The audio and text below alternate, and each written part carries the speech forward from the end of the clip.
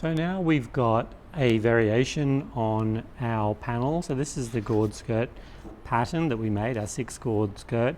Actually, what I haven't spoken about is, like the fact that you can make an 8 gore skirt or a 12 gore skirt. So you can have like as many panels as you want. And remember too that if you're doing something like this and you had, like this amount of fullness coming out, if you had another panel down here and then that extra fullness coming out, you really can get quite a huge hem. The thing is that the more panels you have, the much more accurate you have to be, because if you had 12 panels and then that's 24 seam allowances, and then you cut them a little bit big and then you sewed them a little bit big, like it could end up the garment would actually be much too big for the body. I think sometimes people do a 12 gore skirt and once they've sewn it, they realise they actually have to add in a whole other gore to make it fit or take one out. So, the pattern making, cutting, sewing, like each of those adds another process to the garment and another chance to make mistakes in regard to the accuracy of the fit. So, yeah, you can do many more gored skirts, but the ones that I'm working on here are all 6 gored skirts. So here you can see that we have the panel here and that it swings out just below the hip line, into fullness at the hem here. So we start off with our gored skirt panel here. This already has seam allowances on it, so just keep that in mind.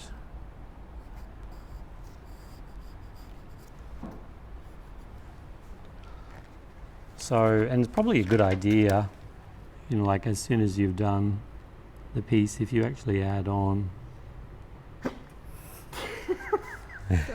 Bless you, Libby. I'll have to cut that bit. No, that's all right. Everybody sneezes.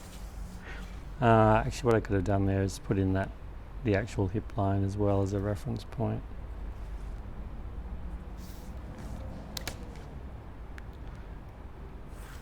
Drawing the hip as a reference point, and I'm drawing in my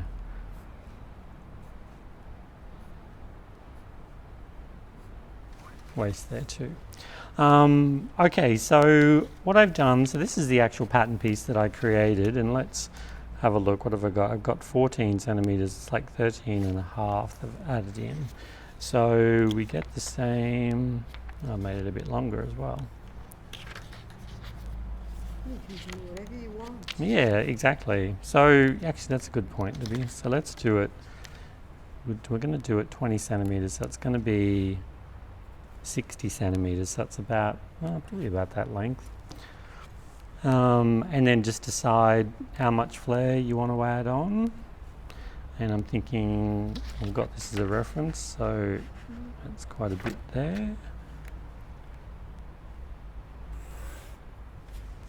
So we come out from the stitch line here, and then we got here, so that's 20. So this down from the hip is the same. So to get that back in,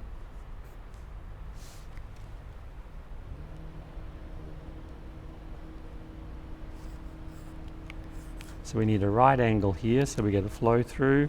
And then you can see here, if I just join these two up, we get a point there. So we just need to swing this around so that when it comes to the side seam here, it touches the side seam at a right angle. And what you might find too, actually let's have a look. Oh no, this is different. I was just going to compare the two, but this is a longer length, so we can't. But it could be that when you make up the first toile, that this might actually stretch because it goes onto the bias. So maybe after you've actually sewn the panels together, you might see that you might need to take off like a centimetre or so. This won't stretch. This is on the straight grain. It's our grain line there, so you probably won't need to change it, but you might need to make these bias edges, panel lines, smaller. And we're going to actually see, this is an angle here. We don't want an angle, we want a curve. So just going to curve that around, so blending one into the other.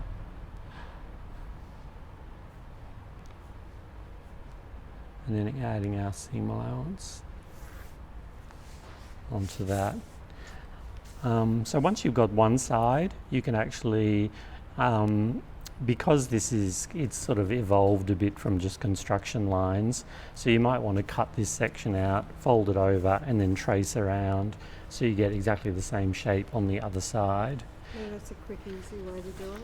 Yeah, because yes, if you're measuring, like you would actually have to measure down to this point. You'd have to measure, so you'd have to find that point, then you'd have to measure across from there, and it's just not worth the hassle. Too easy to be out a little bit too. Exactly. The other thing I've done on this skirt too is that I've actually raised the waist. So you can see here, I put that on, our original waist, and then I brought it up higher. Okay. So to do that, I'm just finding that point there, putting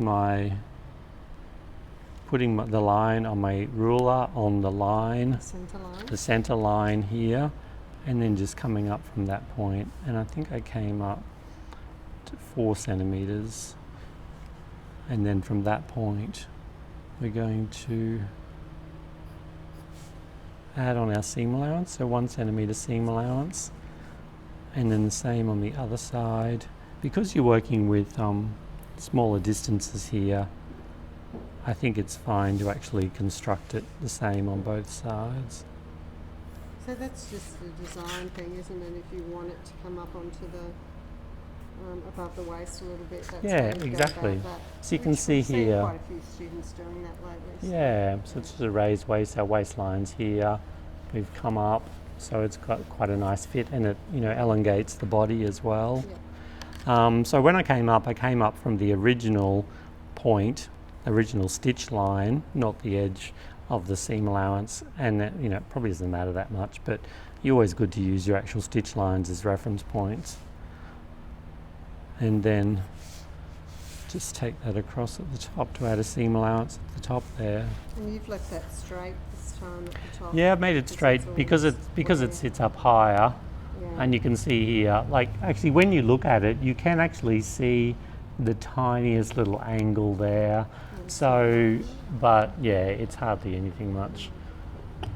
But in that instance, what I'd probably do there is, actually you would see, because it goes up higher in the middle, I'd probably even take that down, just like bring this down a little bit. Yeah. Which is sort of what we've done here anyway. So see how your toile goes, see if you're fine with this. You probably won't even notice it once it's in full scale anyway. It's just this is sort of the concentrated version. Okay, so that's our flared panel skirt, and we'll talk about the hemming a bit later. The next one is this one here. No, I just had to play with this. I don't think it's in this half scale. Usually everything looks really cute in half scale. This doesn't look so great in half scale, but it's the fabric. It needs a good press because I've done some top stitching on it. If it was in a softer drapier fabric, it would be hanging down a bit more like this, which would be, like a lot cuter. Yeah. So I hadn't done one of these before, so I was thinking, I wonder how you do it. So I came up with this idea, which seemed to work, pretty good in theory. So we've got so draw your line down the middle to begin with. You've got your waist reference point here. Actually, oops, sorry. So you can see that we're using the top section from the waist down to the hip. We're using this as our construction lines and the basis of these other skirts that we're doing. So we're marking our hip line here and then put a line across. So what I decided to do, because we need this curve out here, what I did is I actually came out from this point. Actually, You it goes can off the run out of page. paper there too. I could have done this over. Sorry, I'll just quickly redo this. I forgot I was thinking I was coming out both ways. Okay. Okay, so we've got our top section here. So this section from the waist down to the hip is staying the same. I've drawn in my seam allowances. If you want to do a lot of playing with a 6-score skirt, you could make a block for yourself without the seam allowances, if you're having trouble remembering. But, I figured the best way to remember that there's seam allowances included is to draw the seam allowance in, so then you can actually see it and you know that it's there, rather than, tracing around this and then adding extra seam allowances after you've made the pattern. So what I did here on this one, and this was literally just me going, let's just give this a go. So I measured out 12 and a half centimeters, so that's 25 centimeters in full scale from the stitch line at the hip out here, and then using this point here, let's use this as a reference point. So what we're doing is we're just swinging this. Are you measuring the same amount? Yeah, so the 25 centimeters from this corner here. So it's a bit like when you do a circle skirt, like when you're doing the waist, but this is actually creating a panel line. And when it comes around,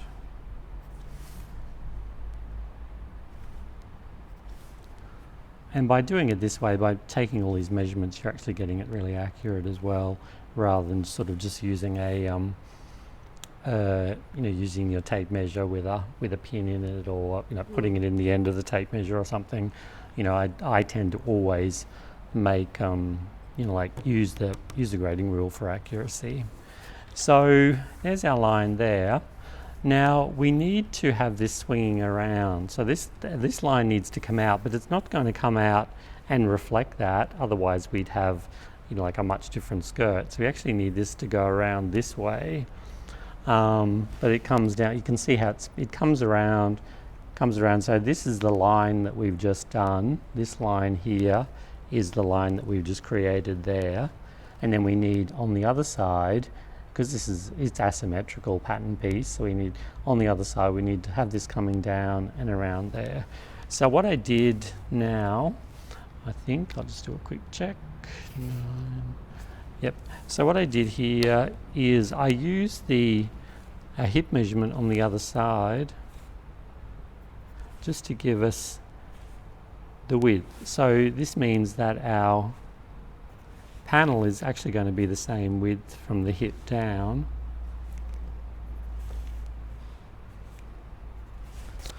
So there's our curve there.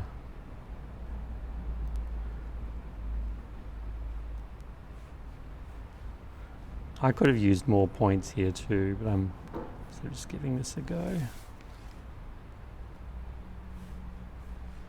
So you don't need to take it all the way over here, because we're going to curve this around. Okay, so from here, we know that we need it to go to this point here. So for this last bit, I'm starting at a right angle here, and then I'm just going to curve this around. And I've just come in a little bit further there to give us a nice shape here. I see how you're anchoring your hand near the wrist. Yeah, To do that, exactly. makes it So it's really always easy, doesn't it? easier to do a curve like this rather than trying to do it like that. So yeah, so when you're doing curves, anchor your wrist and then swing that around like that, and you'll get a much nicer curve. So what we have to do now, because this line here actually, when you add the next one on, this line actually sews onto this one here. So what we need to do now is we need to make it a definite line.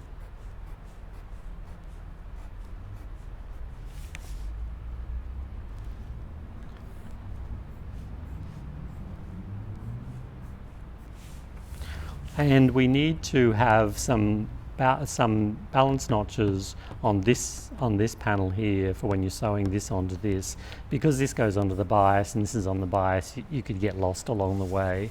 So what I do is measuring from here, and again I like to use my grading ruler You could use a tape measure. though. You could use a tape Yeah. measure, but yeah, I just find it's just slightly less accurate. So that's 20.2 here, so that'd be 40.4 in full scale. And we want to So have right to the end. right to the end here, Yeah. yeah. So, and because we've got a couple of points where I've, done the measuring, so this point here, and let's say this point here, so that's literally at the 6 centimetre part or 12 centimetre part and the 28 centimetre part here. So they're going to be my two balance notches. So when I measure down here over this other side, 3, swing that around. So this one here will connect when that goes on there. It connects with that one there. And then that's 3, 6, 8 centimetres extra. Or 16 in full scale. Yep. Yep, so 8 centimetres there. And then 6.2, so that's 12.4 around to the end. 6.2. So there we have this one, that one to that one, and this point to that point there. So when you sew this onto this side, this is where, your next Which one is comes that out point. here. Point there. Yeah, exactly. So Yeah. you take it off and show you.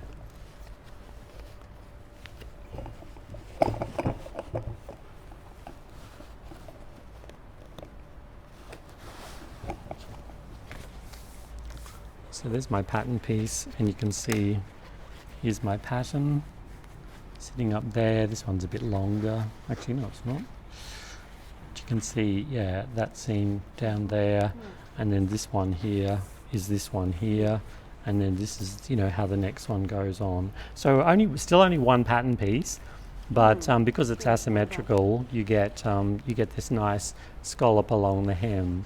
And like I said before, when you're sewing these together, you just need to fold up this hem. And this isn't finished properly. I was just did it for the toile. You need to fold up the hem allowance as you go to sew these together, so that you then can get like a clean flow through. Otherwise, you'd have a raw edge here, and you'd have to clip into it or whatever. So easier to have it folded up. And you wouldn't necessarily need to do the top stitching, would you? It depends on the fabric, probably. Yeah, I think I thought that it would Six. probably tame this fabric a little bit. It It didn't really. it's quite stiff. So now I'm adding seam allowances. The other thing too is that because, like at this point, the actual seam allowance becomes the hem. That's another reason for doing a 1 centimetre hem around here as well. So that It's really, you can't really do a curved hem more than a centimetre. It just doesn't work. yeah, especially with something like this, because it's quite a tight curve.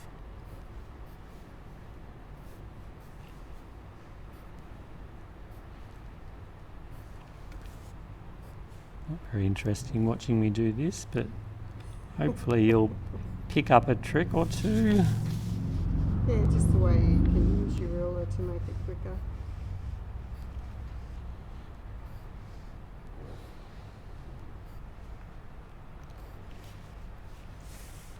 Okay, so there's our pattern piece. So we've got, we'll have a notch here at the hip, notch here, notch here.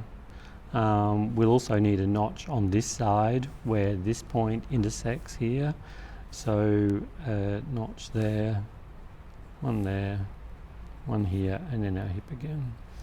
And then because when you're sewing these together as well, you're sewing this curve onto this curve. It looks like it's just flat, but remember that when you sew them together, one of these is actually going to be going back the other way. So that's where your extra notches come in as well.